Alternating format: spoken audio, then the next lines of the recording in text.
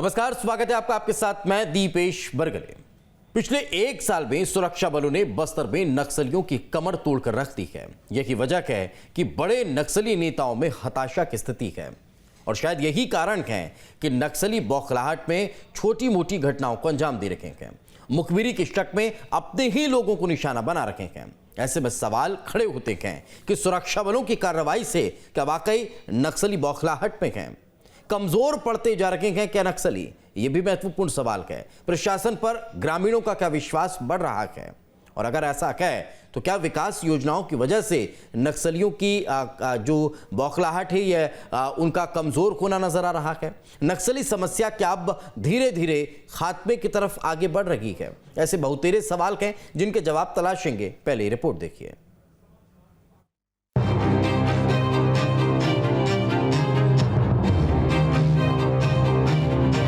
पिछले एक साल में सुरक्षा बल के जवानों ने छत्तीसगढ़ में नक्सलियों की कई बड़ी साजिशों को नाकाम कर दिया। बस्तर की नक्सलियों की कमर तोड़कर रख दी है। शायद यही वजह है कि नक्सलियों में हताशा की स्थिति है और बौखलाहट में वो आम नागरिकों और जवानों को निशाना बना रहे हैं, जगह जगह ब्लास्ट कर रहे हैं। बीजापुर में हुए आईडी ब्लास्ट को भी उसी कड़ी में देखा जा रहा है। तो वहीं सुकमा में सुरक्षा बलों ने नक्सलियों की बड़ी साजिश को नाकाम किया। नक्सलियों ने करीगुंडम जाने वाले रास्ते पर आईडी विस्फोट लगाया था, जिसे जवानों ने डिफ्यूज कर दिया। दूसरी तरफ नारायणपुर में एक दिन में 2 आईडी ब्लास्ट हुए। बम की चपेट में आने से एक जवान शहीद हो गया, जबकि एक जवान घायल है। ये सोनपुर के आगे की घटना है। सोनपुर में आईटीबीपी की 53 बटालियन ये कंपनी पोस्टेड है। वहाँ सोनपुर के आगे डोंडरी बेड़ा में काम चल रही है आरएसओ। हम आरएसओ देने उधर गए हैं, हमारा जवान लोग। उसमें एक एएसआई है राजेश सिंह करके, और एक हेड कांस्टेबल है बोरोडो महेश करके। वो लोग जब आरएसओ कर रहे थे, एक प्रेजर आईडी फटा है, उसकी वजह से एक अपना एएसआई का शहीद हो गया है और एक हेड कांस्टेबल घायल हो गया। छत्तीसगढ़ के 14 जिले नक्सल प्रभावित इलाकों में आते हैं और यहां आए दिन नक्सलियों और जवानों के बीच मुठभेड़ होती रहती है। पिछले 1.5 साल के आंकड़ों पर नजर डालें। 17 नवंबर 2020 को नक्सलियों ने सुकमा में 2 युवकों की हत्या की थी। 21 अक्टूबर 2020 को नक्सलियों ने बीजापुर में एक आरक्षक की हत्या की थी। 2020 में ही नक्सलियों ने नारायणपुर के अबूझमाड़ में 2 युवकों का गला रेत दिया था। 2020 में कांकेर जिले में नक्सलियों ने पूर्व सरपंच की हत्या की थी। 2020 में सुकमा में ही मुखबिरी के आरोप में ग्रामीण की हत्या कर दी थी। नवंबर 2021 में सुकमा जिले में 2 युवकों की हत्या की गई थी। नवंबर 2021 में कांकेर में जन अदालत लगाकर एक ग्रामीण की हत्या की गई थी। जनवरी 2022 में बीजापुर जिले में नक्सलियों ने अपने ही साथी को जान से मार दिया था। 9 जनवरी 2022 को बीजापुर में कांग्रेस कार्यकर्ता घनश्याम मंडावी की हत्या कर दी थी। नक्सलियों के इस रवैये से परेशान ग्रामीणों ने भी उनका साथ देना छोड़ दिया है। तो वहीं दूसरी तरफ नक्सलियों पर सुरक्षा बलों का शिकंजा भी कससा जा रहा है। शायद यही वजह है कि बौखलाहट में आए नक्सली छोटी मोटी घटनाओं को अंजाम दे रहे हैं, आए दिन अपने ही लोगों को निशाना बना रहे हैं। नक्सलियों की बौखलाहट बताती है कि अब नक्सलवाद कमजोर पड़ने लगा है, उसकी जड़ें हिल गई हैं। अब नासूर बने नक्सलियों का सफाया तय है। Team news state. तो अगर ऐसा हो रहा है कि अब नक्सल समस्या के समाप्ति की तरफ हम आगे बढ़ रहे हैं, तो ये एक सुखद खबर हमारे लिए हो सकती है। साथ ही हम ये भी कहें कि अगर नक्सली आपस में ही उलझते नजर आ रहे हैं तो इसके क्या मायने हो सकते हैं, इस पर भी चर्चा करेंगे। रामनिवास यादव सर हमारे साथ जुड़ चुके हैं, एक्स डीजीपी हैं छत्तीसगढ़ के। सर बहुत बहुत स्वागत आपका। अमित चिमनानी जी हमारे साथ जुड़ चुके हैं, बीजेपी के वरिष्ठ नेता हैं।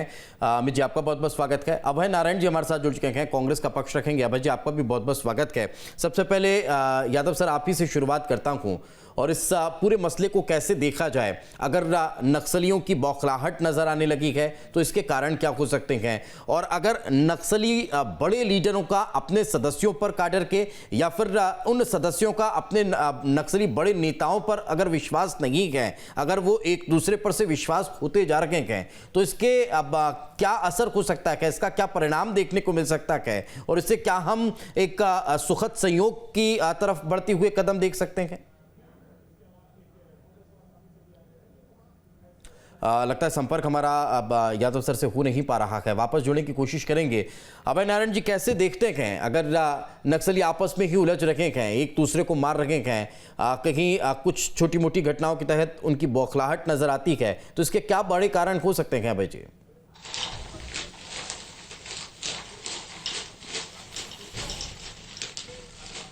दीपेश जी, 3 सालों की सरकार में भूपेश बघेल ने बस्तर के लोगों में विश्वास पैदा किया है, बस्तर के लोगों में विकास को लेकर विश्वास पैदा किया है और बस्तर की विकास की योजनाओं को, नक्सली गतिविधियों को देखकर वहां के जनप्रतिनिधियों से सलाह लेकर बनाया जा रहा है।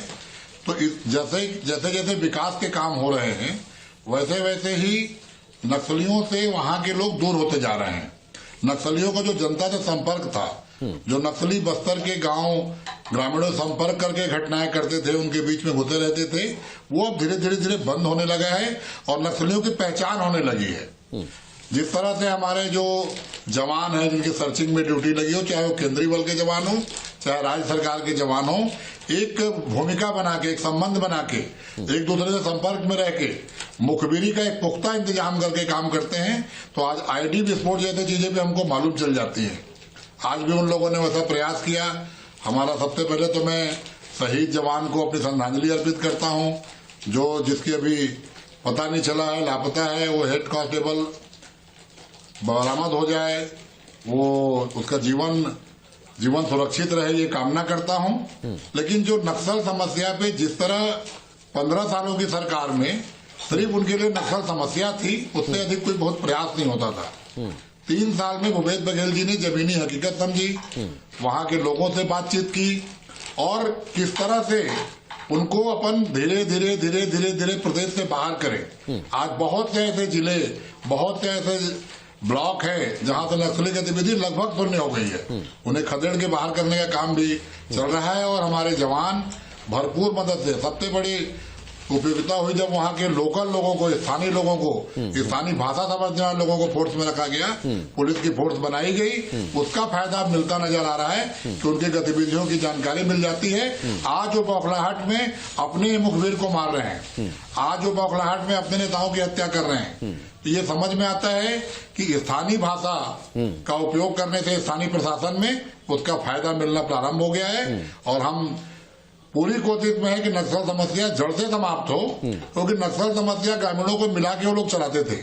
नक्सली आके ग्रामीणों पे कब्जा करते थे, उनको विकास की बातों से उलझाते थे कि विकास आपका नहीं हो रहा है, सरकारें शोषण कर रही हैं। आज जब विकास होता दिख रहा है, वनोपज का 52 वनोपज की खरीदी होने लग गई, विकास के काम वहां प्रारंभ हो गए, जमीनें आदिवासियों को वापस की गई, इन तमाम प्रयासों से लोगों का ध्यान नक्सलवाद से हटा और बस्तर के लोग अब मुख्य धारा में शामिल होकर नक्सलियों से दूर होने का काम कर रहे हैं। बहुत अच्छा। हालांकि मुझे लगा नहीं था कि आप जवानों पर पहुंचेंगे, क्योंकि लगभग 2 से ढाई मिनट के इस पूरे आपके सवाल के जवाब में एक आध बार आप जवानों पर पहुंचे। मुझे अच्छा लगा कि कम से कम जवानों को भी थोड़ा सा क्रेडिट आप लोगों ने दिया कि उनकी बदौलत, क्योंकि इस अदृश्य गोरिल्ला युद्ध से तो कहीं ना कहीं सीधा मुकाबला वही कर रखे हैं। लेकिन मुझे लगा कि जहां आपने 3 साल के विकास का जिक्र शुरू किया तो शायद वहां तक पहुंचोगे नहीं, पर पहुंचे आप, बहुत अच्छा लगा। मैं लौटूंगा आपसे, कई और सवालों का जवाब लूँगा।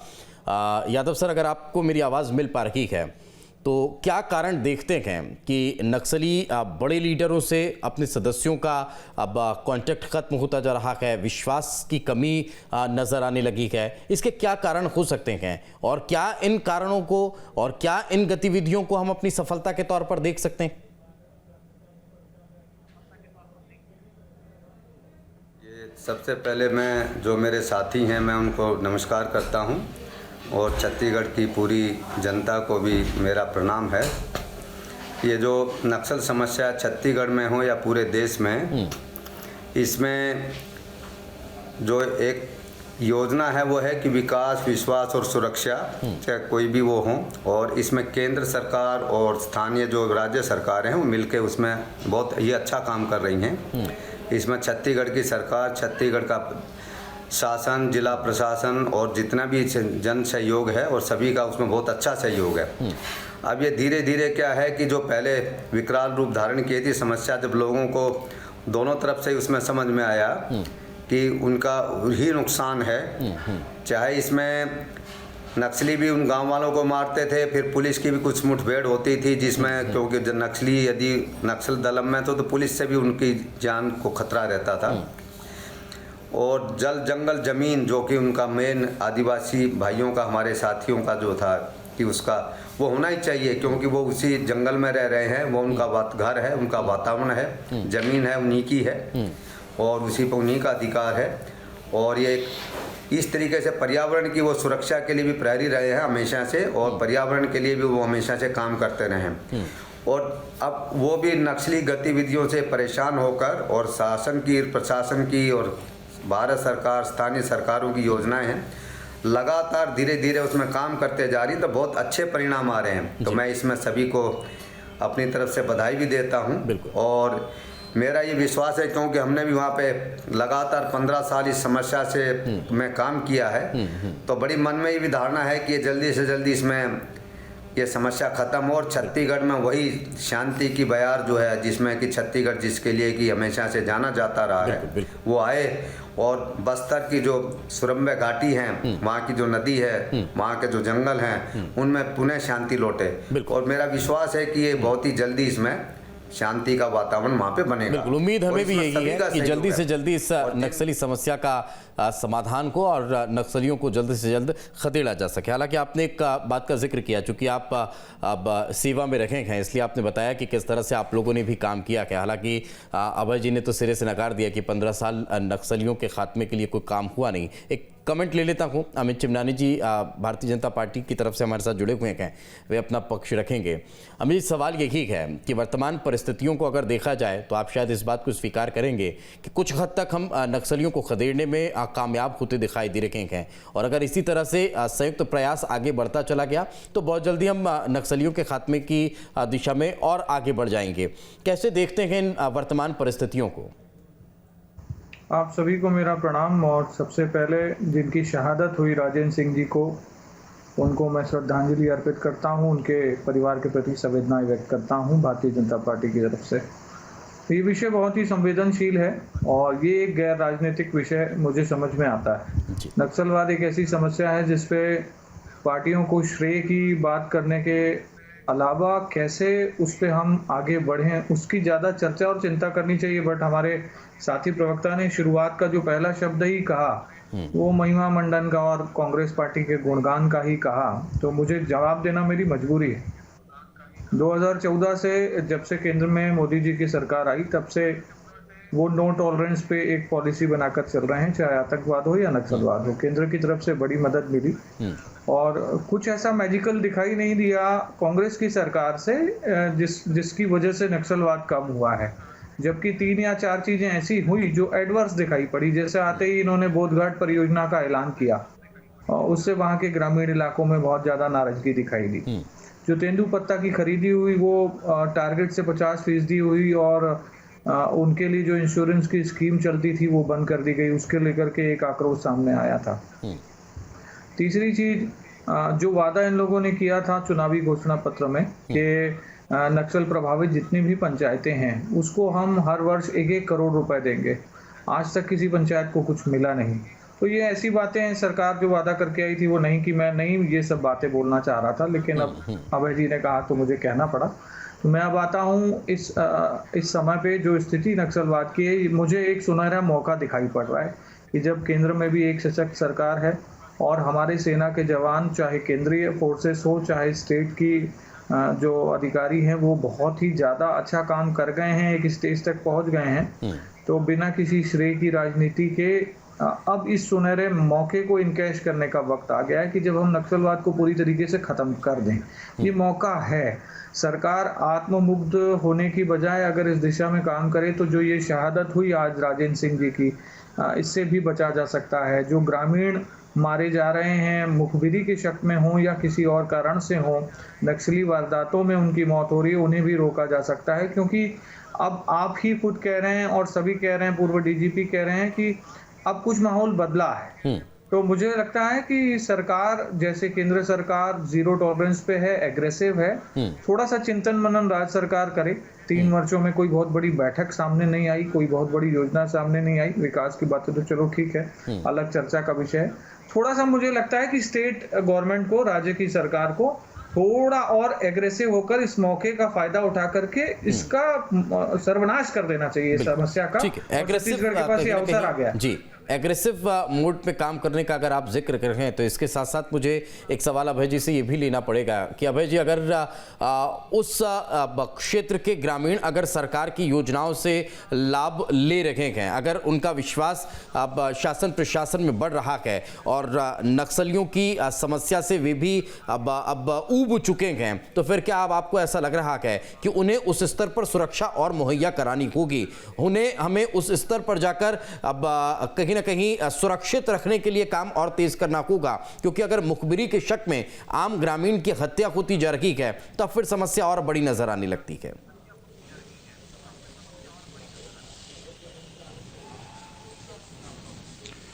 दीपेश जी, निश्चित रूप से अमित चिमनानी जी ने, हमारे भाजपा के साथी प्रवक्ता ने बहुत सी बातें बहुत अच्छी कही। ये जो आज की डिबेट है ये सार्थक बहस के रूप में देखी जाएगी। नक्सल समस्या क्यों है, नक्सली क्यों ग्रामीणों का विश्वास जीत लेते हैं, या नक्सली क्यों पनप रहे हैं, इन बातों पे तो चिंतन सरकारों को करना चाहिए कि आखिर ऐसी कौन सी खाई सरकार और जनता के बीच में है कि वो नक्सलियों के पास जाते हैं।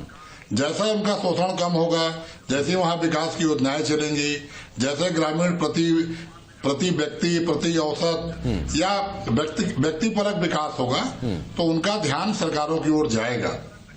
केंद्र सरकार नक्सल समस्या को लेकर अच्छा काम कर रही है। लगातार केंद्रीय जो अधिकारी हैं वो नक्सल समस्या की बैठक लेने रायपुर भी आते हैं और बस्तर भी आते हैं।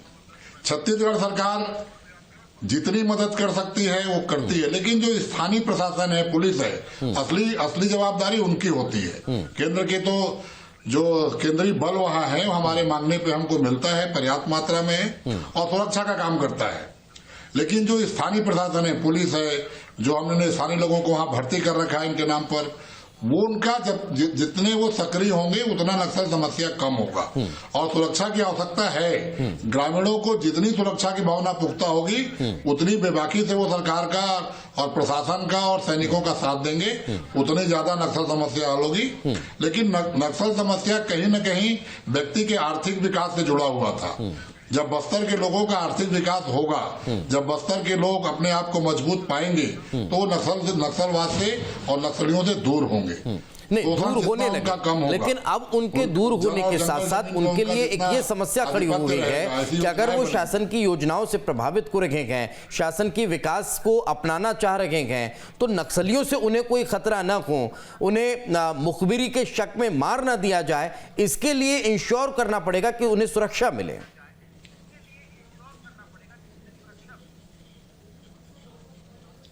मैं आपकी बात से बिल्कुल सहमत हूं।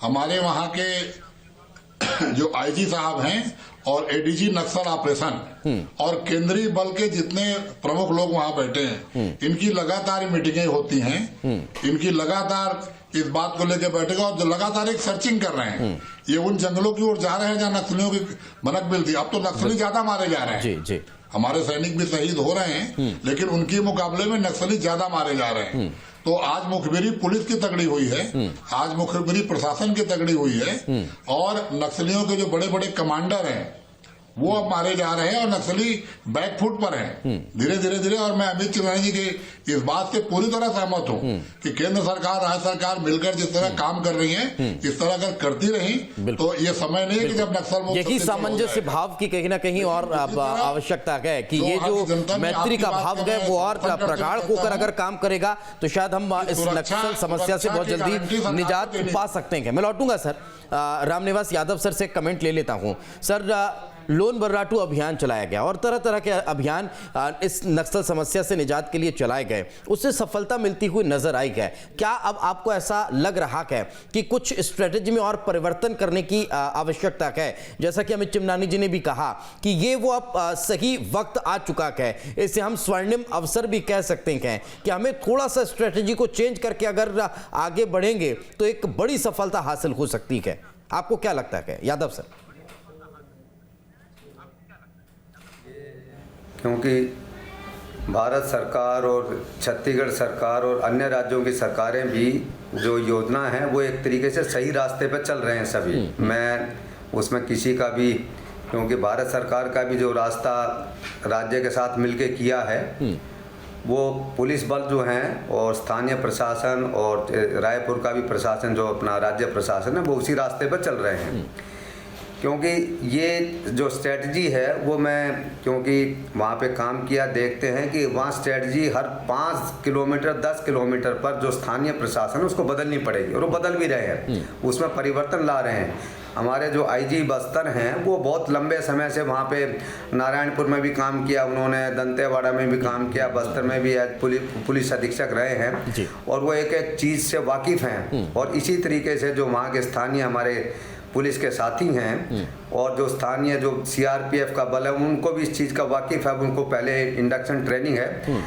तो थोड़ा समय लगेगा, जैसे हम कहें कि कैंसर की बीमारी है उसका इलाज तो सही तरीके से चल रहा है, लेकिन थोड़ा समय के इंतजार करेंगे तो हमको ये समय के इंतजार के साथ साथ वो अपनी सही स्ट्रेटजी के रास्ते पर हैं और वो नक्सल समस्या का जल्दी समाधान होगा।